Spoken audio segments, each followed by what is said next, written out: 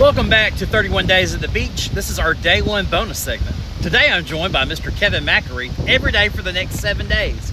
I'm going to ask Kevin two questions, one about careers and one about the beach. Let's see what he has to say. So, Kevin, my friend, I'm going to ask you this first question about careers. What is the biggest mistake you see job seekers making today? The biggest mistake that job seekers make today,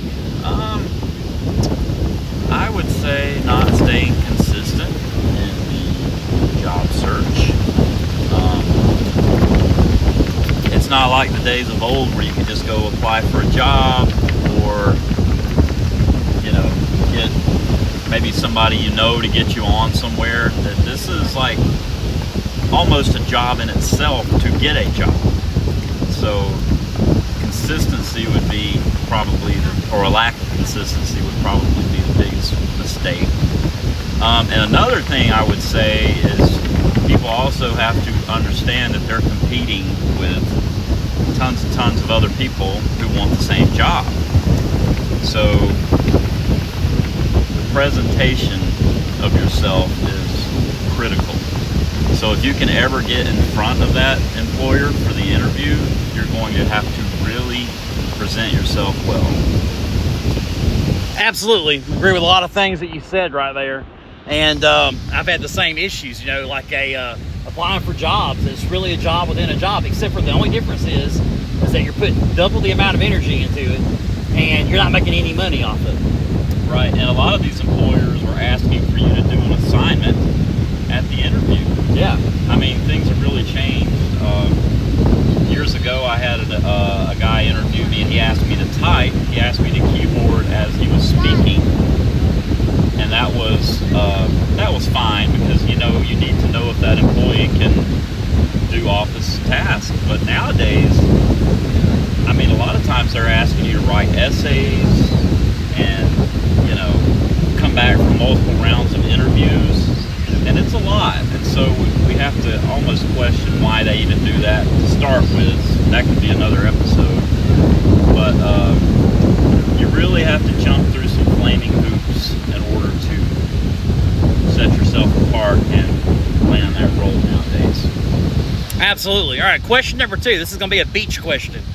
What is your favorite thing about Cocoa Beach? My favorite thing about Cocoa Beach, I actually came over here from a different direction this time, so I actually got to drive northbound on A1A, and it had a really good vibe, like in the downtown section I had not seen before. I mean, you could hear live music. I mean, that's typical of a lot of beaches, but it just seemed like a lot of people were out enjoying themselves and everything like that. But then if you look around, you could pan the camera around and see that people are having a good time, but it's not super crowded like as if you went to Daytona, Miami Beach, Panama City. So it's got a good mixture of still being fun but not overcrowded. Agree with that as well. I've been coming to Cocoa Beach for 12 years now. So, and I actually live about 45 minutes down the coastline at Melbourne Beach. Yeah. And a little background on Kevin. Kevin is my cousin, and he is not from Athens, Georgia, but he's from a town called Danielsville, Georgia, which is about 30 minutes from Athens. Yeah. So he's kind of an Athens local himself, but he moved down here, so he likes it. I don't think he'll ever come back to Georgia again. Probably not. And my hope is, I can continue to work remotely. I work in the clinical trial space, so we do business development for companies in that space that are trying to get, contracts with pharmaceutical companies and things like that. So, when you work remotely, that's something I've always wanted to do. But if you can ever achieve that, then you can live anywhere you want to live.